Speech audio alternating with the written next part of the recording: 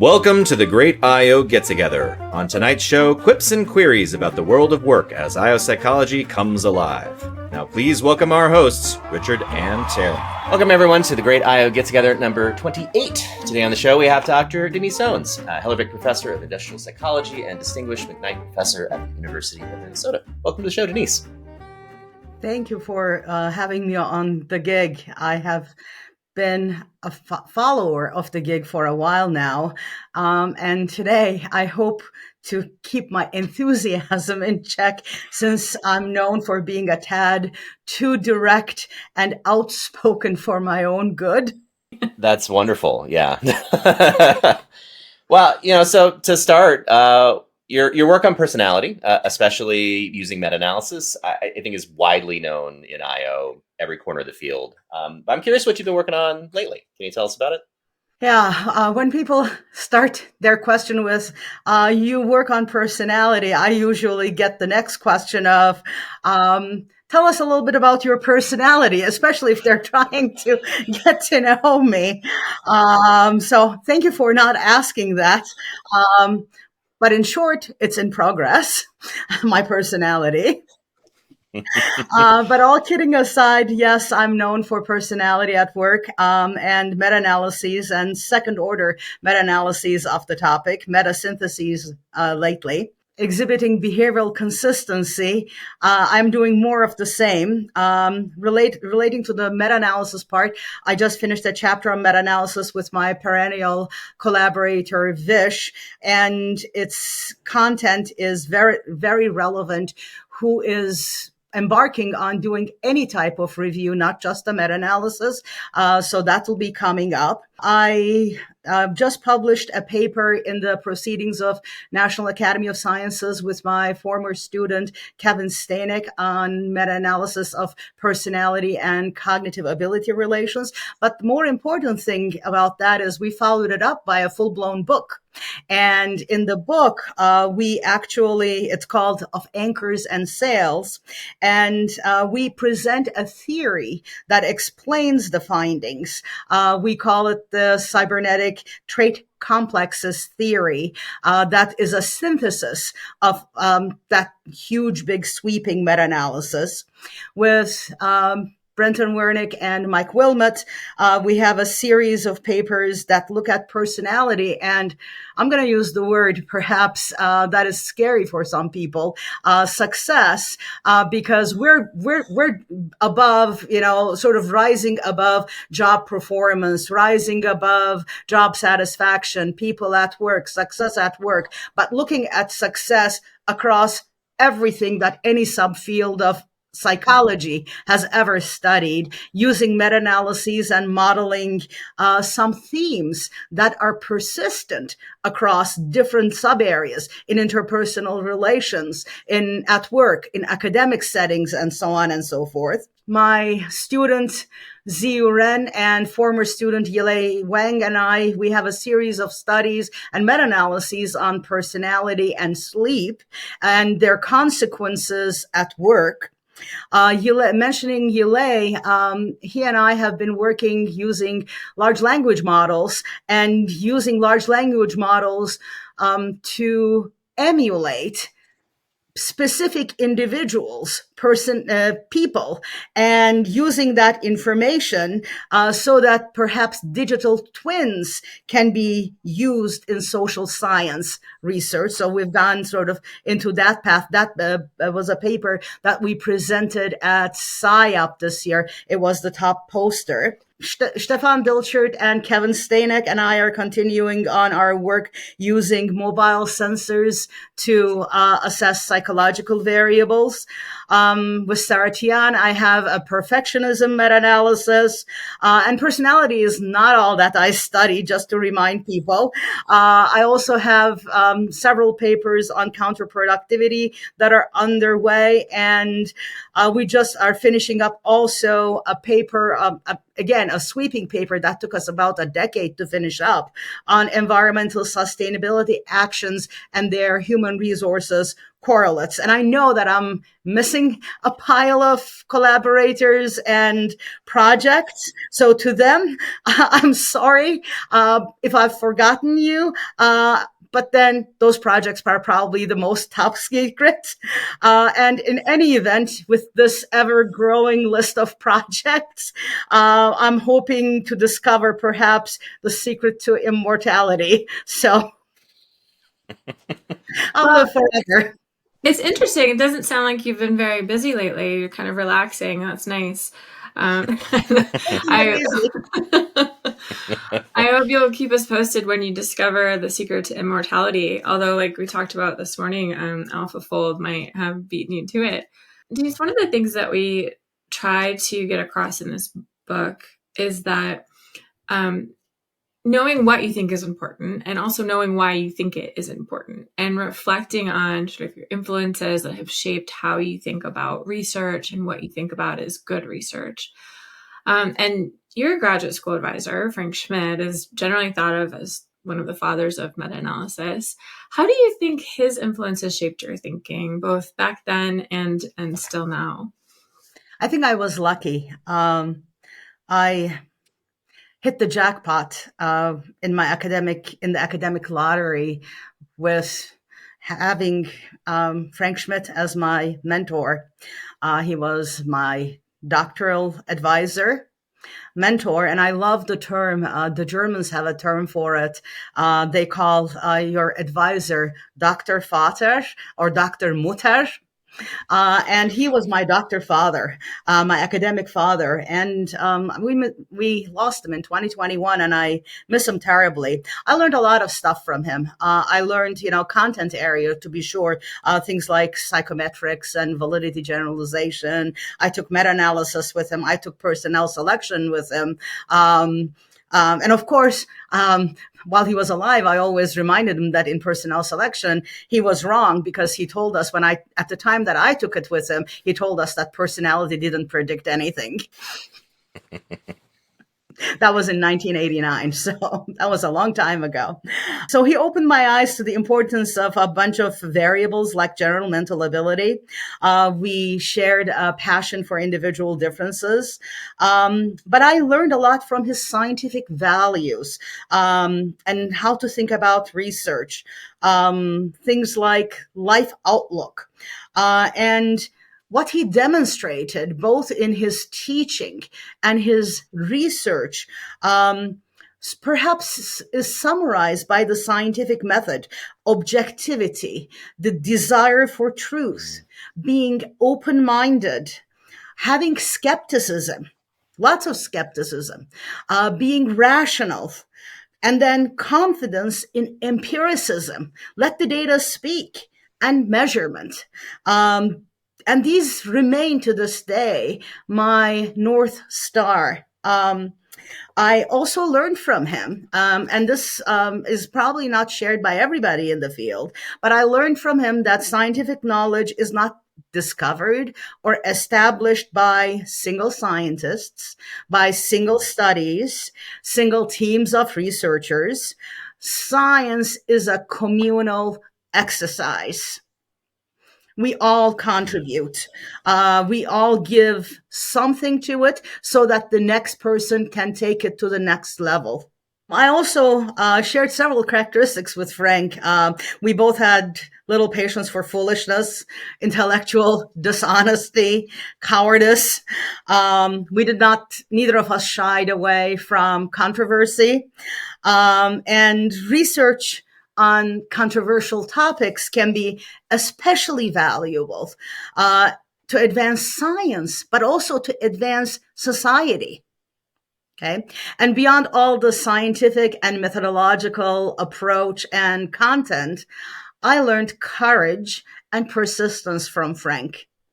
And one other thing, and this is an important one: any field which hopes to remain a science, criticisms are never, ever personal. I think a lot of people need to hear that message, and it must be really rewarding and satisfying to look at your own students then and see those values sort of being passed down again to another generation.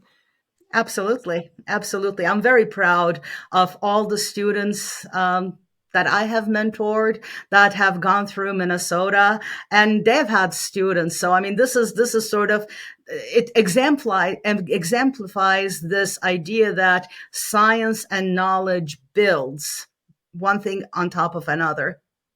Yeah, it's a shame that you're a failure with Richard, but otherwise pretty successful. So that's great. Is there, I'm really inspired when I hear you talk about, what science should be and how we should approach research. Is there a favorite paper that you have that sort of captures the ideal approach that just did it really well?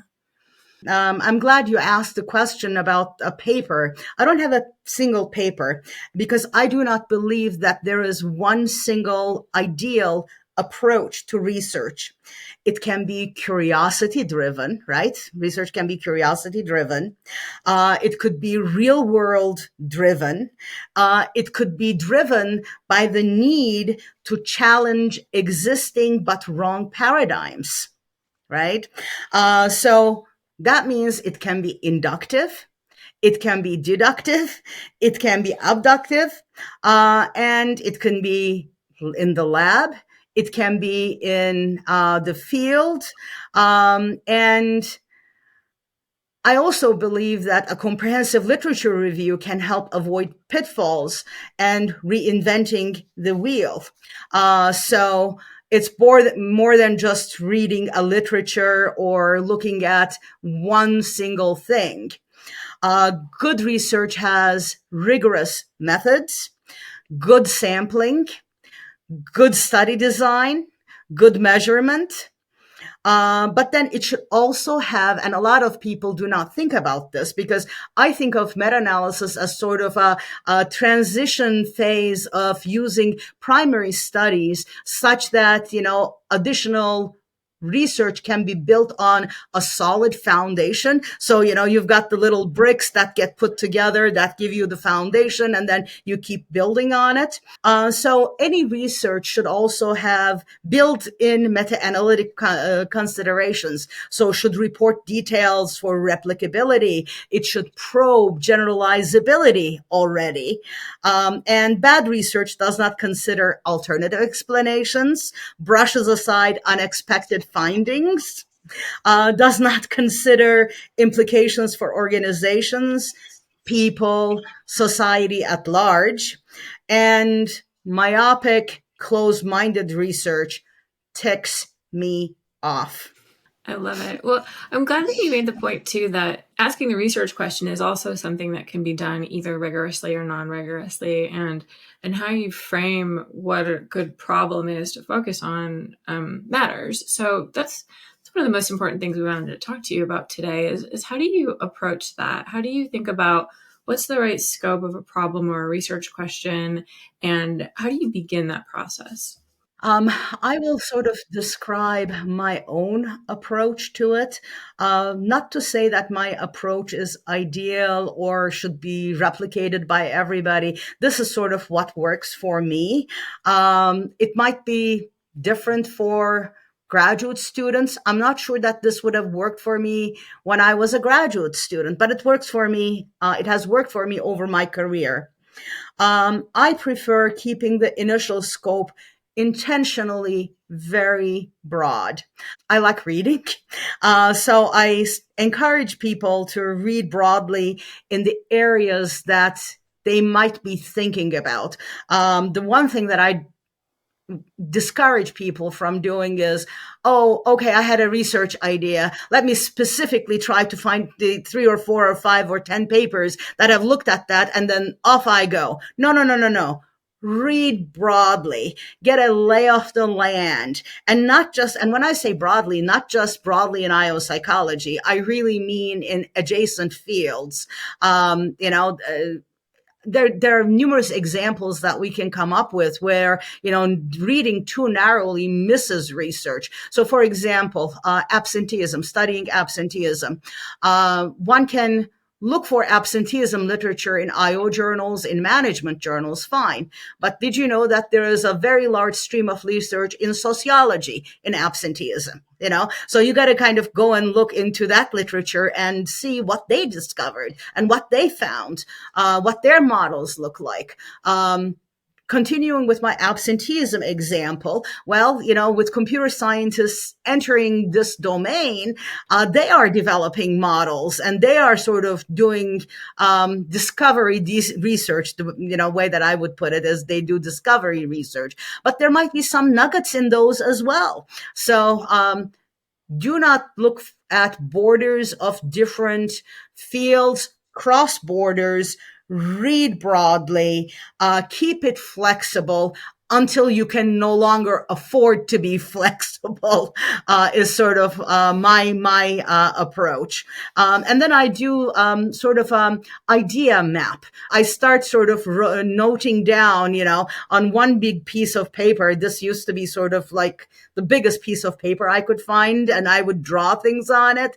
And I, all of my doctoral students' dissertations start this way too, where they actually, start, putting ideas, and then they start circling things. Oh, these kind of belong together. These other ideas belong together. And you can do variants of it, not just on ideas from that literature, but also, you can do it around measures. You can do it around samples and occupations and things like that. So, you get insights looking at it that way that you don't get by just reading the literature.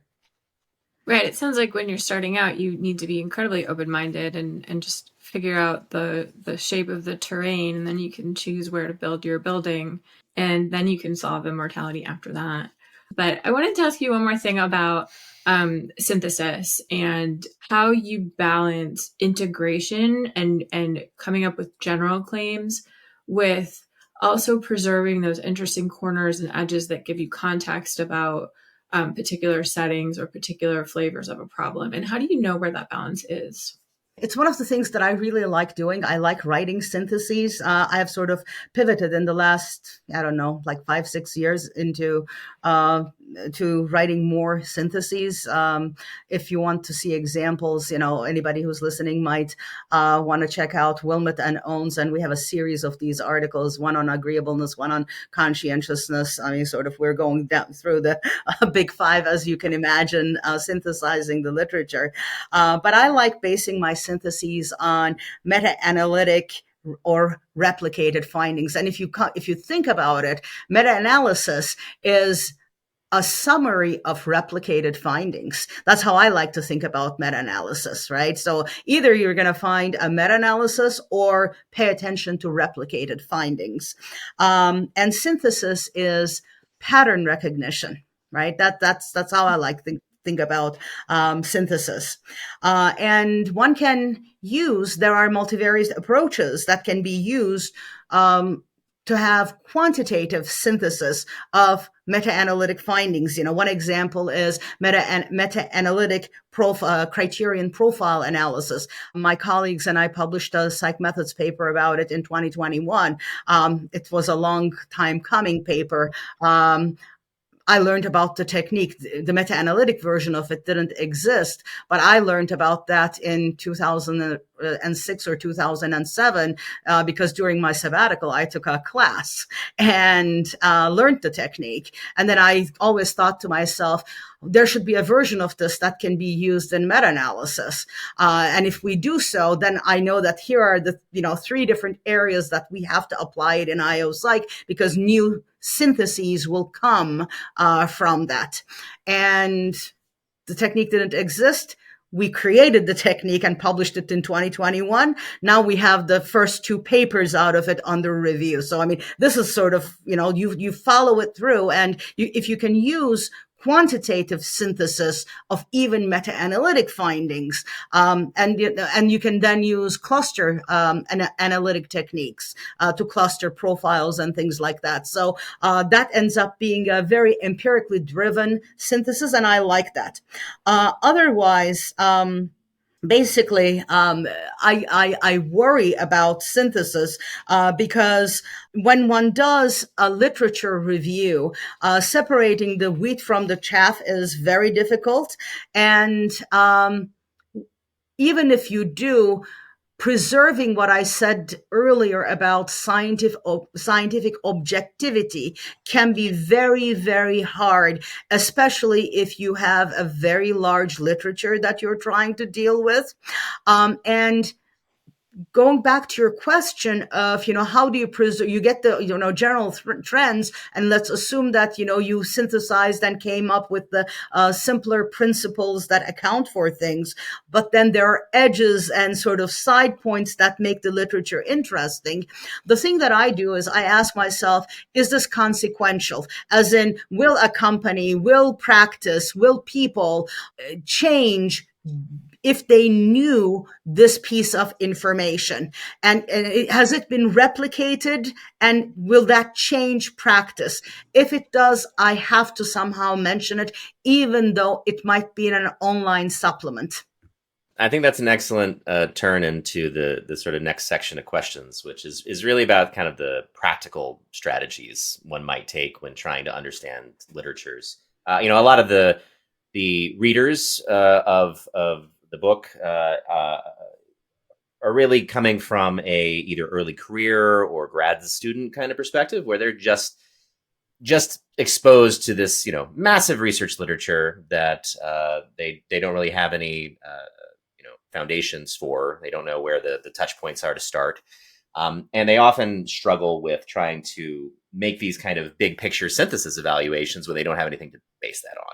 So as a starting point, do you have recommendations or approaches that you take in doing things like balancing or prioritizing, let's say, older versus newer works, or the specific authorship of individual papers? What kind of signals maybe would you recommend to a novice or a young researcher? What should they be looking at? Read the classics. You cannot ignore classics, and I make a distinction and people tend to think, when we say classics, oh, those are the old studies. That's what people tend to think. That's not true. The way that I think about them is that let's make a distinction between studies from the distant past versus classics. Okay, the distinction is important. Both serve different purposes and they have different roles. But classics are milestones. They usually represent an inflection point in the development of an area, in the development of a literature, and their impact persists over time, and they become foundational to an entire set of additional studies. So they don't just sort of sit and, this study got done, got cited a few times. No. They become foundational for an entire stream of research. So their insights, their findings are impossible to ignore because they remain relevant and useful as the area of research has advanced. So that's what a classic is. And those must be read. You cannot not read them if you're going to understand a given literature. Now, how about the older stuff? Is there value in that also? There might be value in it, but in prioritizing to read, that might not be the place to start. Read the foundational classics first, then look at some of the more contemporary things. But with contemporary, I should highlight that one ought to be very vigilant. Why do I say that? Because quality in more recent studies is much more variable than older studies. Why do I say it? Because in the old days, everything was done by hand. Prior to 1985, everything was done pretty much by hand. Yes, there were computers, whatever, but even when I was a graduate student in late 1980s, I was computing reliability by hand. I was computing factor analytic solutions by hand, and so on and so forth. So You had to be super careful about your measures, your samples, because doing a study meant a lot of sweat and tears and effort. Okay.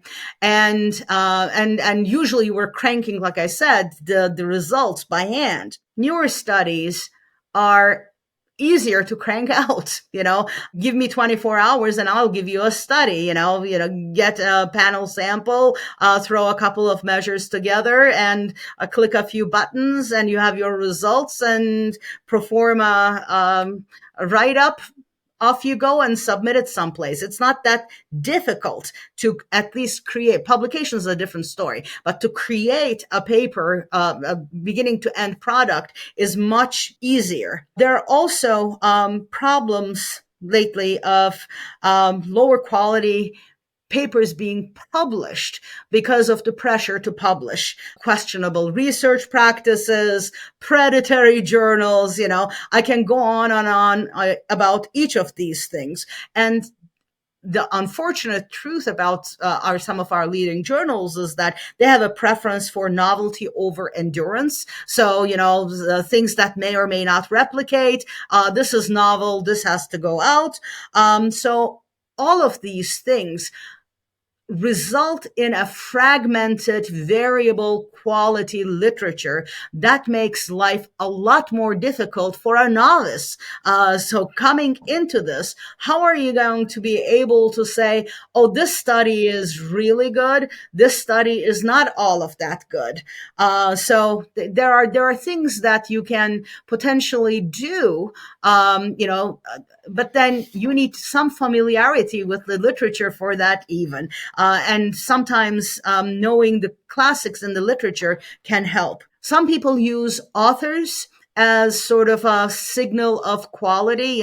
If an author has published a lot of papers in a field, in a sub area, and their work has received lots of citations, that might be an indicator, but I try to remain open-minded because there might, I do not write off any paper. I always approach each paper with an open mind.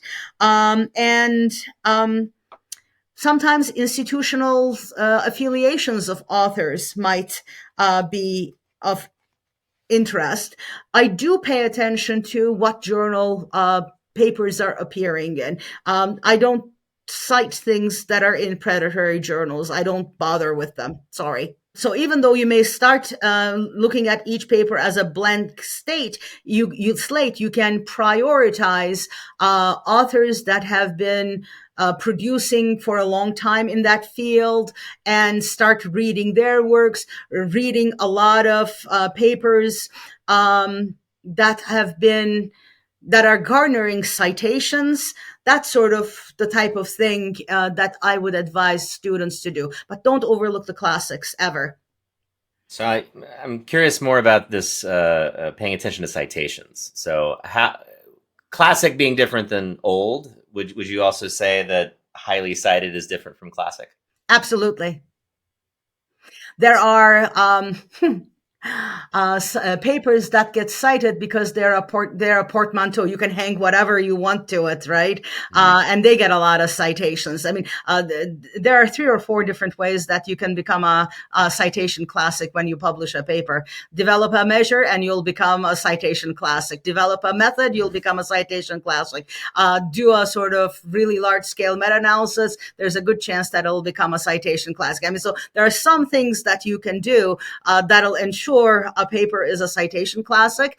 Beyond that, though, is the paper being cited because of the insights or the conclusions or the syntheses that it has derived, versus it's just a portmanteau of, anytime somebody, wants to cite something about personality, here is the portmanteau paper, that's the one thing, cite that and then you're done. Look at why a paper is being cited. Sometimes people are cited because everybody hates them. I always find it scary when I look back at why a paper is being cited and it turns out the citing paper said exactly the opposite of what the person's claiming, or it's completely unrelated. You must come across that a lot as you're doing syntheses and going back and checking. What do you make of all of that? People don't read. People basically use what other people are citing. Oh, it was cited here, and therefore I should cite it. Yeah, it was cited in that context. Sounds good. Let me plump it in. And it's laziness. That's what I chalk it up to. Laziness. Got to read everything that you cite. You'd better have read carefully. I suppose it's a good opportunity for a novice, though, if they discover an error like that, or if everybody has been citing a paper wrongly, that there's an opportunity for them to correct the record and make a contribution. So that's another reason to read, is that maybe you get a paper out of it. Absolutely. So how would you actually recommend like approaching individual research papers in this kind of way? So I think for many folks, your first year grad students in particular, it's a little overwhelming. Okay. So what would you recommend as a strategy to balance all of this, in pursuit of this broader understanding of a literature, in pursuit of synthesis of meaningful ideas? What would you suggest they do? The one thing that they do need to do is whatever studies that they have identified, and there is some value in having good mentors that can help you pick articles that you should prioritize reading, right? Because, if you have 100 papers and you only have time to read 50 of them, which 50 should be read? A good mentor will help you and say, here are the reasons why, you can gain a lot by reading these papers over those papers.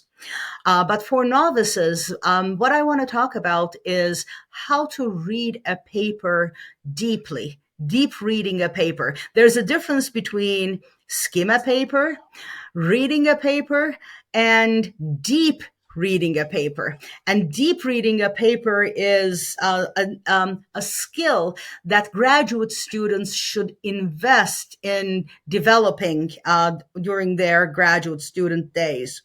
So when you approach a paper, you should, the very first thing that people tend to do is read the abstract. I'm going to tell them, skip the abstract entirely. The one thing that you do need to do is take a look at the introduction, skim it first, and try to get an idea of what is the big question that they're trying to answer. Big question, not any specific question. Big question. What is this paper about? What is this entire field trying to solve? That helps you focus your attention to the right things. And after taking that actually also can help you identify agenda motivated research, because that type of research erodes scientific objectivity. Once you have read the introduction, you should be able to summarize in 4 or 5 sentences what the big question is, in your own words, without any aids. Here are the 4 or 5 sentences that this research is trying to address. Then look at the specific questions that the authors, or hypotheses that the authors, are trying to get a handle on. Those you should make sure to understand. Then you've got to move on to methods, because that's where you're going to get at how the authors are going to answer the questions, the specific questions that they have posed. This is going to come like a big ask, but if you don't know the methods, you've got to understand the methods, right? That's why it is so important for our graduate students to have really good methodological and statistical training early on in their graduate student days, because that is the only way that they will be able to know or understand what the methods of a paper are. And that's the methods is where a study lives or dies. And you can already, and if you know the methods well, you can identify deal breakers, pay attention to sample size, things like reliability, potential mechanisms that can reduce variability in focal measures and collapse all of your findings down the stream. Those are the types of things you should be able to identify when you read the methods. If you don't know the method, take the day or two that it'll take to get at least familiar enough to understand the basics of it. Okay, that's a big ask, but an important one. Then look at the results. First, tables. Don't read what the authors are saying. First, tables. See if you, now that you sort of have a handle on the methods, see if you can understand and interpret what's being reported. What answers do the results provide for the specific questions that were posed that you sort of identified early on? Then read what the authors said. Second, and you can then say whether you agree or disagree. Are there any alternatives? Maybe you came to different conclusions, but maybe you get persuaded. Oh, I hadn't thought about that way of looking at the results tables. Maybe you learned something by looking at, oh yeah, okay, if you look at it that way, that's a reasonable conclusion too. Otherwise, are authors overselling their findings? Are there any unnoted weaknesses, things that the authors are glossing over? And then you go and read the discussion. Do you agree with what the authors are saying, what their weaknesses were? Do you agree with whether or not the next steps in research should be the ones that the authors stated or not? These are all important things. At that point, go back and read the abstract. And one last step, and you're not done at that point either. One last step, read what other researchers have said about that article. So I think I know how you're going to answer the next question, but I will ask it anyway, which is, a lot of people think that AI can do it all. Do you think that AI summary systems can be useful for literature review? So Adobe will summarize a PDF for you. Gemini will, summarize a document. Are these tools useful for literature review, or are they just cheap shortcuts? They're as useful as an extended abstract with potential for hallucination. How about that for an answer? And you know what I think of just abstracts. So they are a very, very poor substitute for reading. I have experimented with a bunch of these systems, so I know what they can and cannot do. And they miss critical features all the time. They have nothing to say about adequacy of the measures. They have nothing to say about the adequacy of the sample. There is no way that those systems will pick up an omitted variable. Oh, that variable should have been included. And without including it, the whole research enterprise of the study sort of falls apart. It will never do an analysis like that. And those are all invisible to the summary tool. Now, never say never. I will see whether AI systems can think critically once they acquire artificial general intelligence.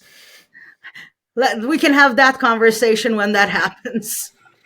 I like the optimism that we might get there, but I totally agree with you that it can't really read beyond the text, and it doesn't have the context that would be needed to do any of the things that you said are important when reading a paper. So I hope every person replicates that experience and puts a paper in there to see what the summary is that comes out. You won't be impressed. Closely related, are you worried about the increasing trend in people using AI to write peer review reports? That they seem to be more positive. That's what I saw. They're more complimentary to the authors. I don't think I have received one of those yet. I'm not sure what that will look like once I receive it.